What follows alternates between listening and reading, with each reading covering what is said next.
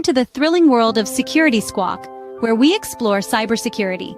Guiding you through online threats, we'll aid you in understanding safety protocols and trends. Meet our gurus, Brian from Exact IT, Reginald from Arc Solvers, and Randy from Tech Rescue. Together, we'll delve into current events and hot cybersecurity topics, helping you comprehend their impact. Stay informed, stay secure. Security Squawk, the business of cybersecurity. Buckle up, let's dive in.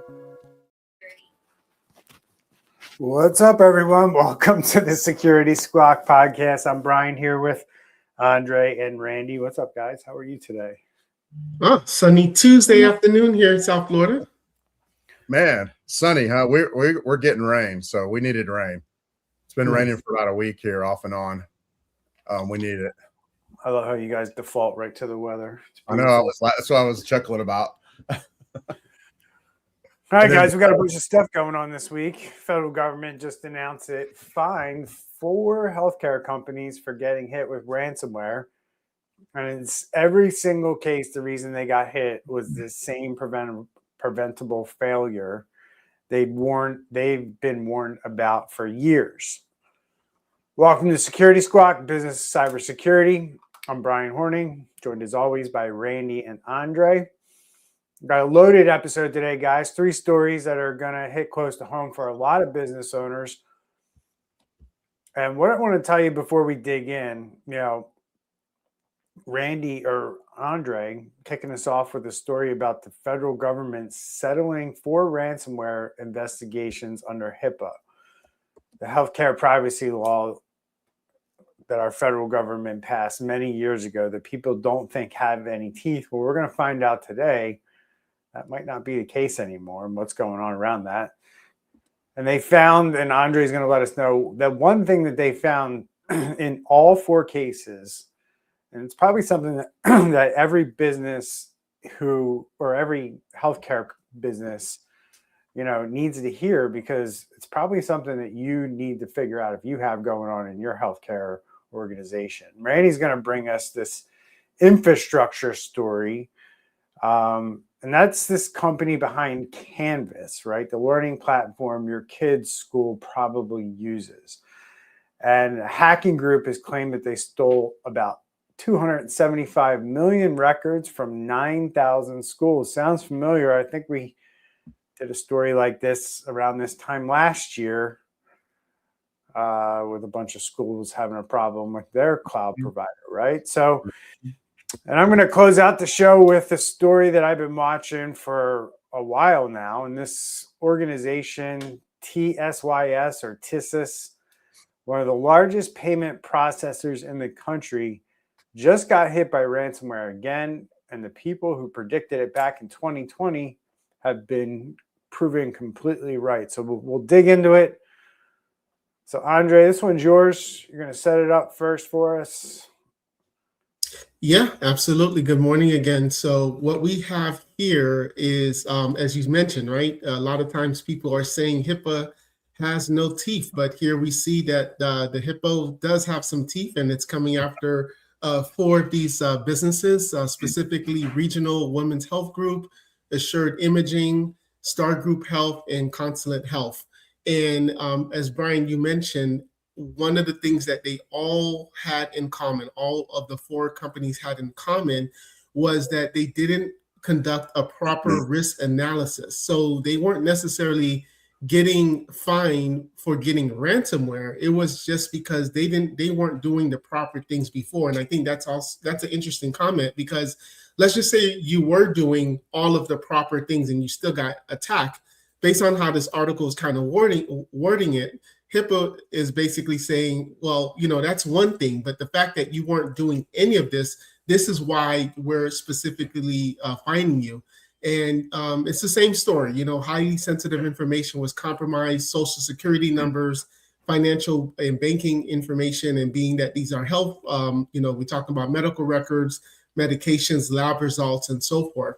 So the total was $1.16 million, and that's basically between all 4 of them. But then there's still the lawsuits that's going to be coming. There's still the trust in the clients or patients that these firms were using, and also they now have to report back to HIPAA for a period of a few years. And the recommendations that HIPAA wants to see in the future is that they need to know where the sensitive data lives and flows, and that's very important because a lot of times once you know where that information is, then that's how you can protect it.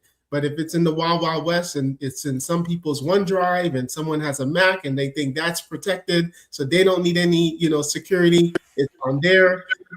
There is also encryption that they want to start to see what these companies to do, training employees on security practices, and implementing audit controls and monitoring. So these companies were not doing that, and this is now what HIPAA wants to see going forward. So this is a big takeaway that if you are within their governance and compliance, this is something that if you're at least doing it, you're going to be one step ahead, where if there was ever a attack, you will at least know where this information is and you can be proactive about it.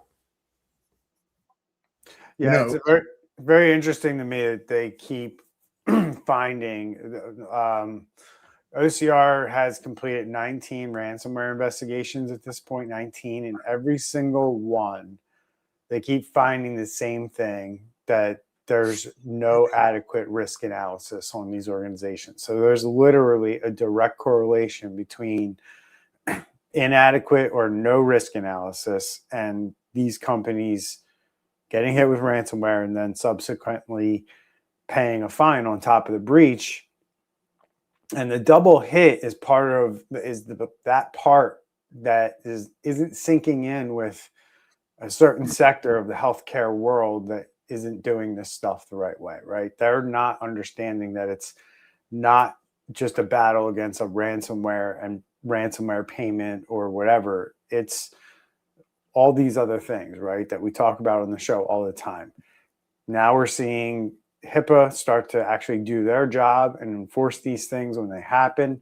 But you also have class action lawsuits and other things that come about as part of this double hit that happens to businesses when they don't pay attention to this stuff. Yeah. So, good points, y'all. And, I've been saying the last couple of months, at least since probably the beginning of the year, that data is now going to be organizations, businesses, nonprofits, whatever. Their data is quickly becoming one of their biggest liabilities. And this is a perfect example of why. And, we all know, the three of us, how many doctors or dentists have we talked to? Can we even number the number? How many have we talked to that have said, "Oh, don't bring up HIPAA. They don't enforce that." Man, it's like a broken record. And what I really like about this, if you can like something about a fine, is the fact that they said you didn't do the risk analysis, and that's what we're fining you for. Guys, y'all know this. Our audience ought to know this, but in case someone doesn't know this, a cybersecurity attack is inevitable. It's not a matter of if, it's a matter of when. And I always say this, it's like living down on the coast in Texas. You're going to have a hurricane eventually. So you got to have a plan for when you have a hurricane. You're going to have a cyber attack. You're going to have probably multiple. At this point, they're pretty much nonstop. And what are you going to do when the guys get in? I don't know if I can say that. That doesn't sound right. But I really like how they started this off, this fine, by saying you didn't do the risk analysis. Because what would the risk analysis have shown? It would have shown that you don't have anything going on to limit the blast radius. We're going to see that in when I do my segment, how much it's terabytes of data got out. So they didn't have anything in there to limit the blast radius. The risk analysis would have shown, hey, you're doing this risky. Your help desk this way is risky. Your data, you don't have good backups, this, that. That's everything that a risk analysis shows. And they didn't do it. So crazy times. And that's a great article to bring up, Andre. and hopefully we'll see some change in this sector of our economy. Yeah, and just one quick statistic. So the OCR, according to AI, they only have a few hundred employees that specifically deal with these type of investigations. So we're talking about millions of healthcare providers, insurers, and all of these different hospitals, and there's only about a few hundred that are in charge. So they're not going. Obviously, they're never going to catch everyone, but when they do, catch you, they're going to make sure they make an example out of you. There's a couple of things I would kind of highlight before we move on to Randy's topic. But one of these 4 settlements that should keep people up at night is this Consociate Health. I don't know if you saw the details of this one as you were going through the material for today, Andre, Randy, and Andre, you're usually pretty good at pointing these ones out, but a phishing attack at this company gave attackers initial access in July of 2020. The attackers didn't deploy ransomware until November and December of 2021. So they're in there for a year and 16 months, right? 16 months, someone's sitting inside your network, reading your files, mapping your systems, waiting for the right moment. And you had absolutely no idea they were there, right? So like, this is what these risk assessments will highlight. It's like, if you have somebody come in, and that's when these auditors and people can come in after the fact and say, you didn't even have a risk analysis done. Because like, when you start talking to business owners and they don't know things like incident response, terms like SOC, these are tools and systems that can help these organizations detect these things. So somebody's not sitting around in your network for 16 months, right? So it all starts with that risk assessment. What don't you have that you probably need so you don't end up like these businesses, right? So you have to have a way to detect that. And most businesses don't have a way to detect whether somebody's in their network like this, right? Most businesses have no one watching their network at that level, and that's a problem. So, and then the last thing before we move on, that I think, Andre, you said it, but a lot of people, when they hear HIPAA, they think healthcare, hospital problem. But the STAR Group is another organization that got fined, and they're a self-funded employer health plan. And that means the business that runs a self-insured employee health benefits plan is a HIPAA covered entity. And there's a lot of HIPAA covered entities out there that don't do healthcare, right? Like, we have a law firm that's a HIPAA covered entity because they do medical malpractice defense, right? So they're dealing with healthcare records all the time when they're defending the doctors, right? So you have to understand, if you deal with these things, if you sign a BAA or if you didn't, right? It matters, right? Because we talk to companies all the time, and it's like, well, we never, because they never signed a BAA with anyone, or no one ever made them sign one. They don't think they're covered under HIPAA, but when you see what they actually have stored on their network, it tells a different story, right? And we see that all the time, where organizations either pretend like they don't have these compliance, situations on their hand, or they just don't know. They seriously are ignorant about it. A lot of cases, people know, they just don't want to invest the time and money and what it takes to secure this stuff the proper way. So they just leave it out there. That's what I see. I don't know if you guys see it any different. Nope. That's pretty much what I would say. Yep. Go ahead. No, I was going to say, if you're going to be in my email system for a year and a half, I hope you're answering my emails too at that point. Gosh, right? Doing my work for me, right?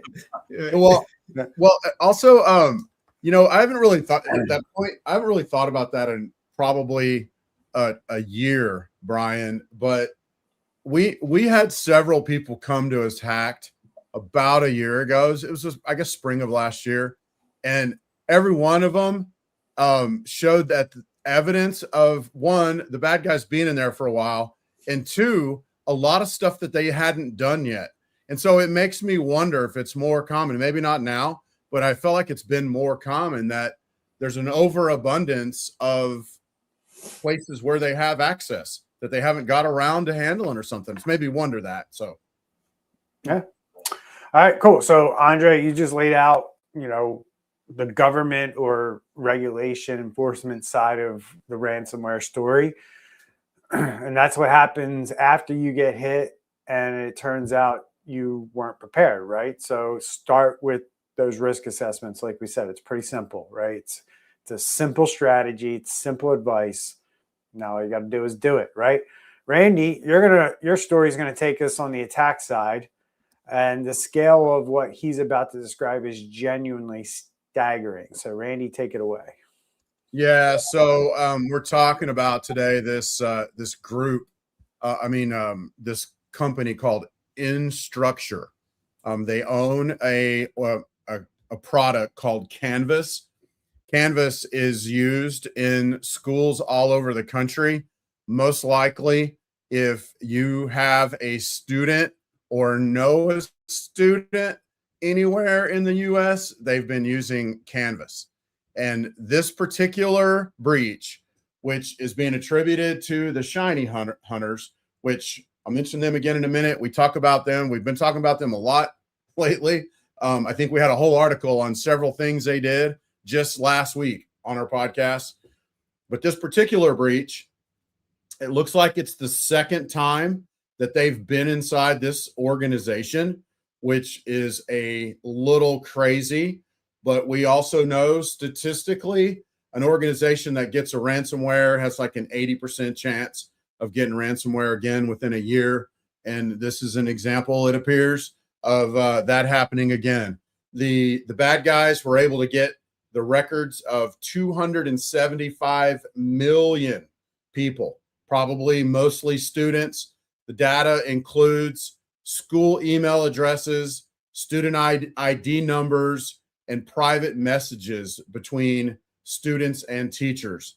And like shockingly crazy or whatever, Instructure comes out and says no passwords, no social security numbers, no financial information was leaked, but don't let that distract you from the fact that they have over 3.5 terabytes of data, 15,000 institutions, not just in the US, but also Europe and Asia, and the records of 275 million, mostly students, but people that are involved with this Canvas product.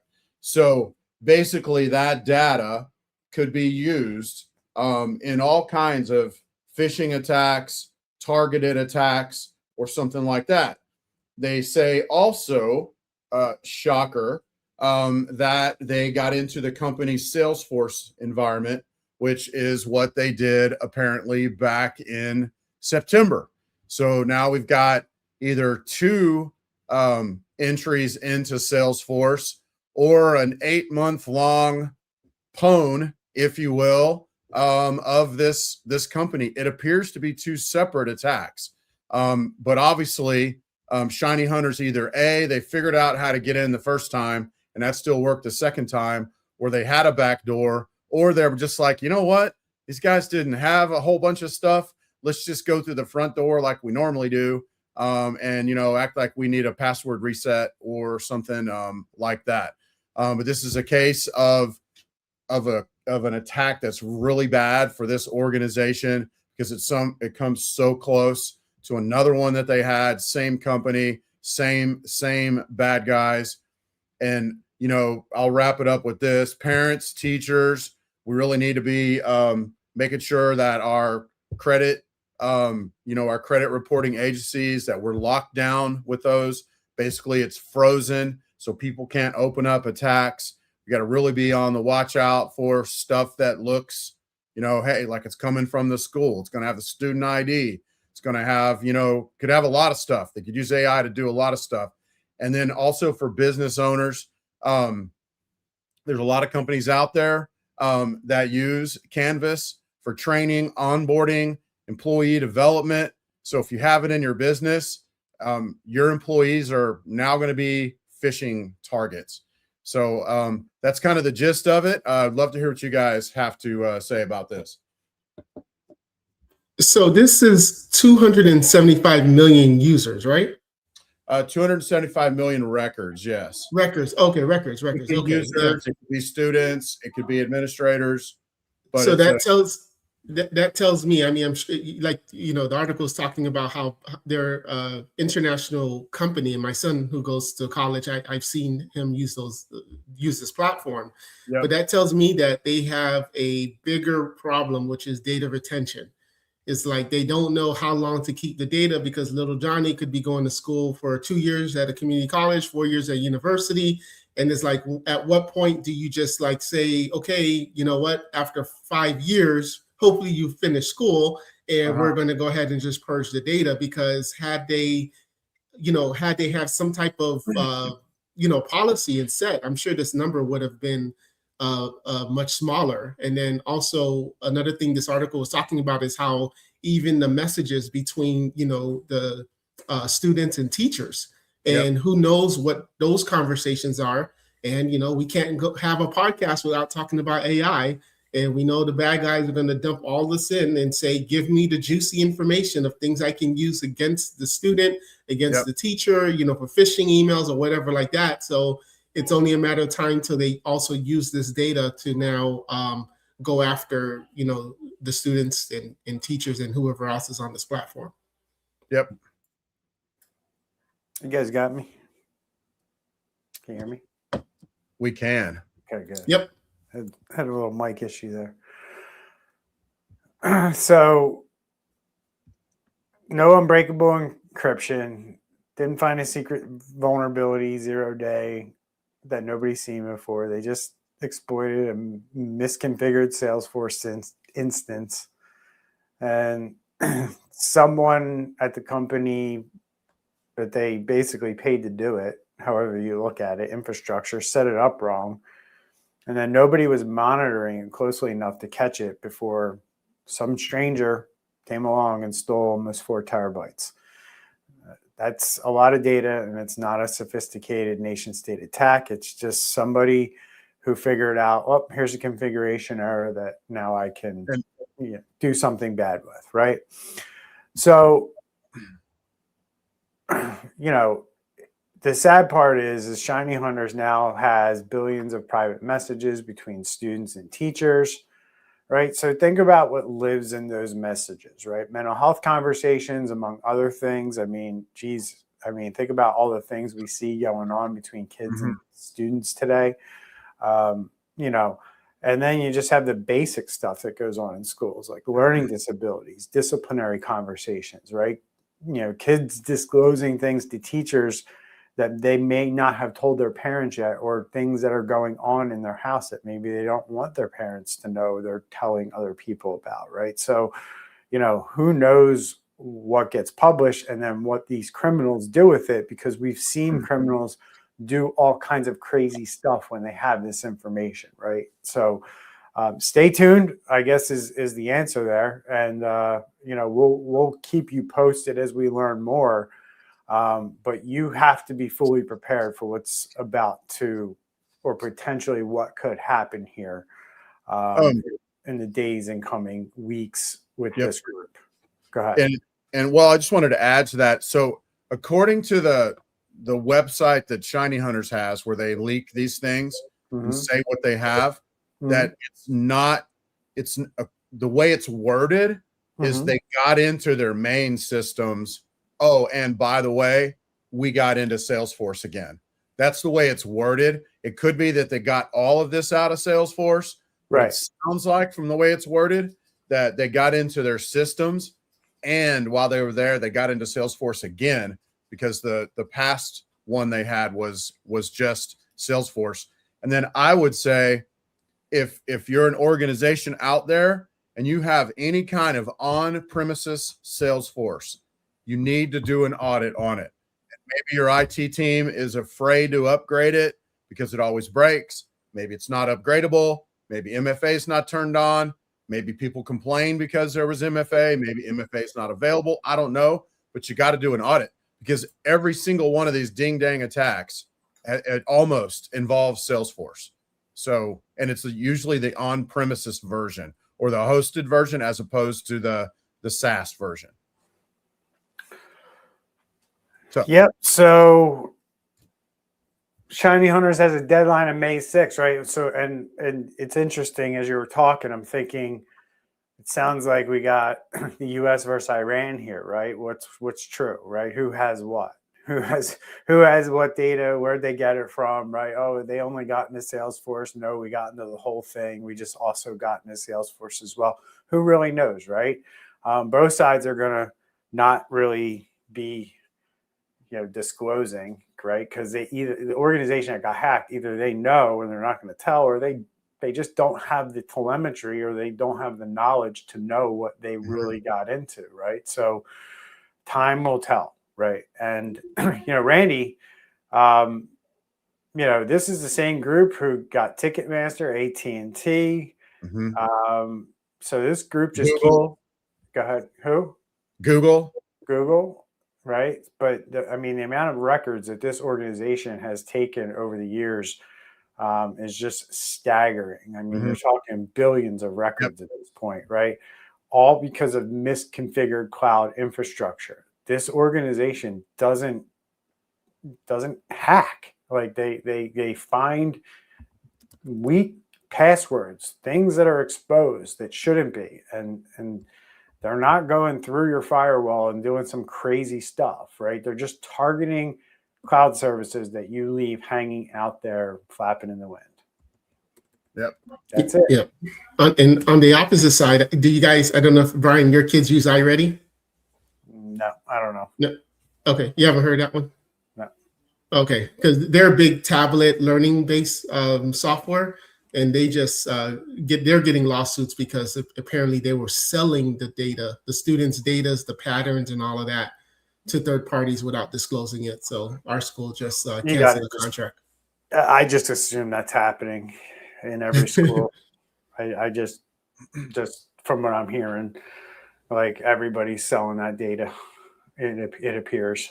So parents beware. Go to your school boards and tell them you don't want it, because it sounds like it's a revenue stream for some of these districts.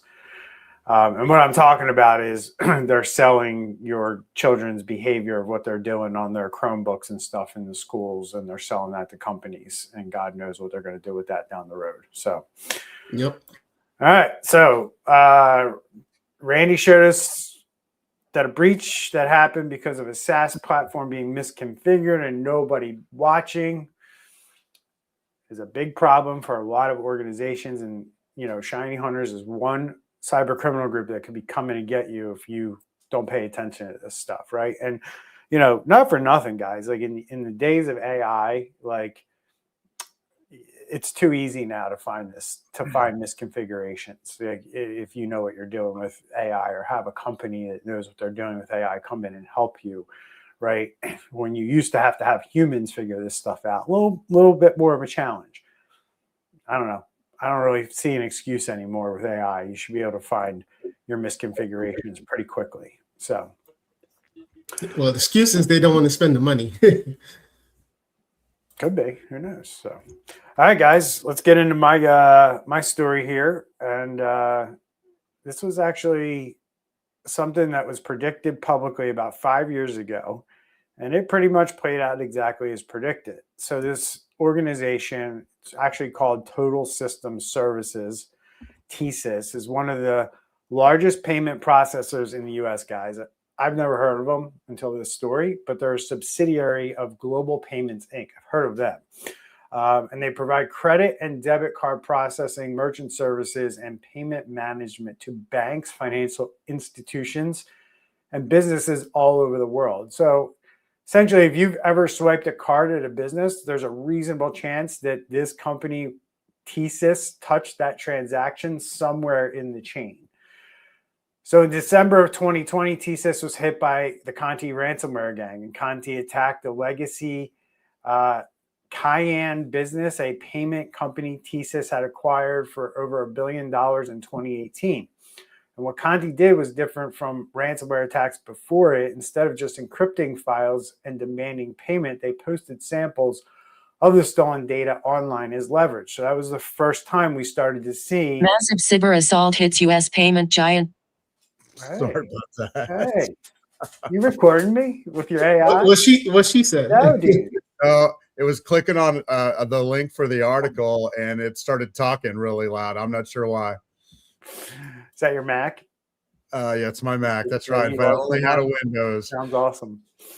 Anyway, as I was saying, this is the first time we saw dark web stuff being posted with this Conti ransomware group and what they did in this event where TSYS got hit before. And this is where the first time we saw pay us or your data goes public. And it was a new tactic in 2020. So fast forward to 2026, here we are, and it's pretty common. Digital transactions ran a piece right after the attack, the headline, how the ransomware attack on TSYS could be an early indicator of bad news to come, right? So Julia Conroy from AI Group in this article said on record that more attacks on credit and debit card processors are absolutely coming. And this group got hit, the same company got hit again, who they were talking about in this article. So the second hit came on May 2nd, 2026, about 3 days ago. The Everest ransomware group, same group I talked about last week, claimed responsibility for the attack on TSYS. They encrypted systems, they exfiltrated data, and the same threat: contact us or the full leak goes public. 5 years after they got hit by Conti. Different group, same playbook, and that prediction in that article came true, guys. And the same time frame, Everest also claimed an attack on Fiserv, another major U.S. payment processor owned by Fidelity Investments. Two of the largest payment processors in the country, guys. Nobody's hearing about this stuff. Same ransomware group, same window. Do we think that's a coordinated attack targeting these payment processors, or is it just happenstance? Well, no coincidence on this, man. Yep. It's going back to accountability. Whatever happened in 2020 was someone just checkboxing and saying, "Oh yeah, we got this, quote unquote, antivirus EDR company. They're coming in. They're doing everything. The death settles, lawsuits paid out, and then they just go back to the same thing." And that goes back to culture. That goes back to how serious the boardroom is taking these type of things. I don't think this is a coincidence. I think in 2020, they just, swept it under the rug and didn't fully take it seriously to make sure that it didn't happen again. It's like the news cycle, right? Something happens. It's, everybody's talking about it. Then the next thing happens. Nobody remembers before. And I'm sure it was just like this for this company when it happened. And I do. We see this all the time, even in the regular business world. You tell companies have a vertical, or a few verticals or something like that, so you can really get good at providing service. Well, it does seem like, Brian, they found a vertical, because this is the same group that is supposedly linked to the Frost Bank and Citizens Bank attack from last week. It might have been the week before last, but we literally talked about it on last week's show when we mentioned those two banks. So we've got Everest involved in those two banks. We've got Everest involved in this TSYS organization. They probably found some kind of vulnerability or something like that they're exploiting, and now they're moving laterally from organization to organization, exploiting that vulnerability. That's my guess. It doesn't really matter, because all three of these attacks that we talked about today succeeded because something that was known, documented, and preventable wasn't never fixed, right? That's the common thread through all these stories that we're seeing, right? And that's what we've been talking about on this show for 5 years, playing out in real time, that businesses are so far behind where the cyber criminals are. This is how it plays out in real time, right? Things that should be fixed, things that should be patched are not, right? And you're just getting hit. So we don't need sophisticated attackers to hurt businesses and organizations in the United States, around the world anymore.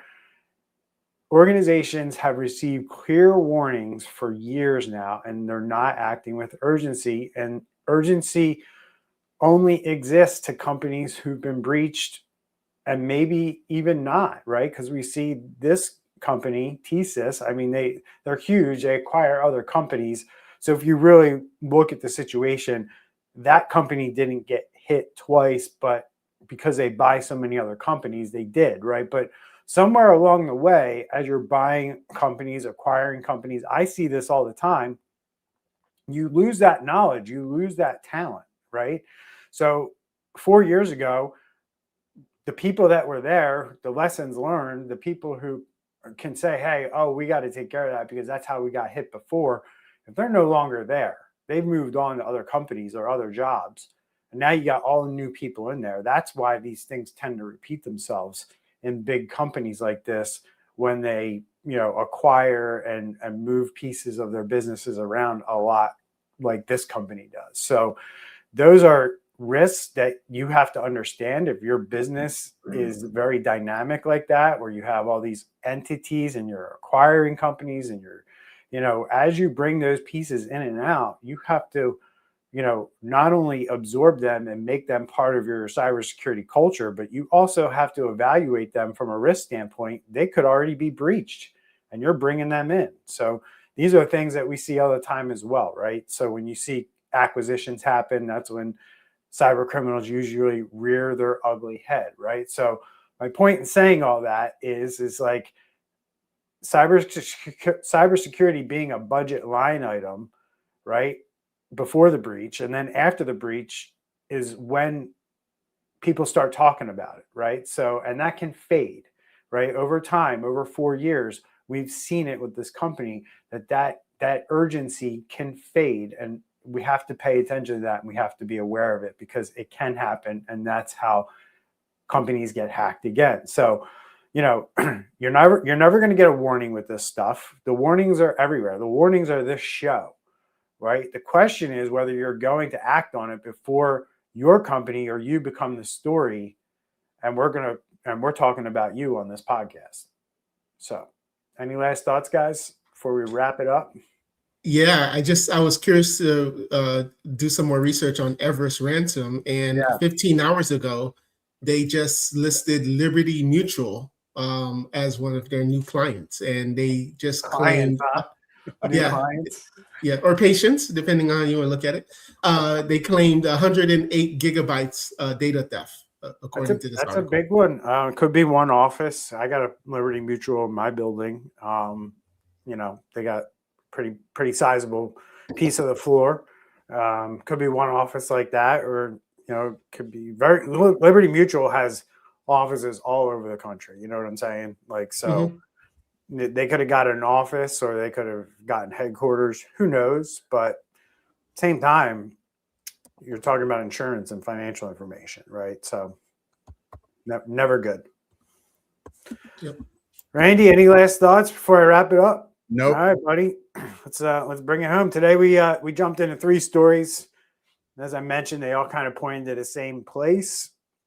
Andre brought us a topic around healthcare organizations getting hit by ransomware, paying the attackers, and never doing the risk analysis. And the result of that was HIPAA violation, not only ransomware, but HIPAA violations and all kinds of stuff, right? And now we're hearing that the government, OCR investigations, 19 of them, I think things are starting to ramp up there. And I think our government's starting to realize that, hey, companies are not doing the right thing. And hey, we can make some money off of this while we're, holding these companies accountable for not doing the right thing. And we're starting to see that all over the place. Government holding businesses accountable for cybersecurity all over. So be forewarned that it's probably coming, and it's coming fast. And we've been warning about it for years, but it really is coming now. Like all the different regulations, all the different enforcement that's coming behind it. It's really going to be hard to hide here in the next 3 to 5 years. So Randy, you showed us what happens when misconfigured cloud services allow cyber criminals to hand over about 4 terabytes of data, 275 million records from 9,000 schools, including billions of private messages from students and teachers. And the deadline's ticking. I'm sure we'll follow up in a future episode with what happens with that. And I brought to the table a warning that was delivered in 2020 that proved to be correct and validated 3 days ago when TSYS got hit by Everest ransomware. Common thread here, the attacks that are doing the most damage right now are not outsmarting anyone. They're walking through the doors that were left open. Cyber criminals are winning because the organizations they're hitting received a clear warning and didn't act fast enough. So the security conversation in most businesses is still very reactive. Businesses that don't end up in one of these stories and on this podcast are the ones that made the decision to treat security as a permanent operational discipline and not an emergency response. And that decision is a leadership decision. It doesn't live with IT. It lives with the executive team. So kudos to you if your organization plays this game the right way. So that's the show for this week. Thank you to Randy and Andre for bringing it today. We'll see you all next week. You can support the show over at buymeacoffee.com/security squawk. We'll see everyone next week. Stay safe, stay secure. Bye, everybody.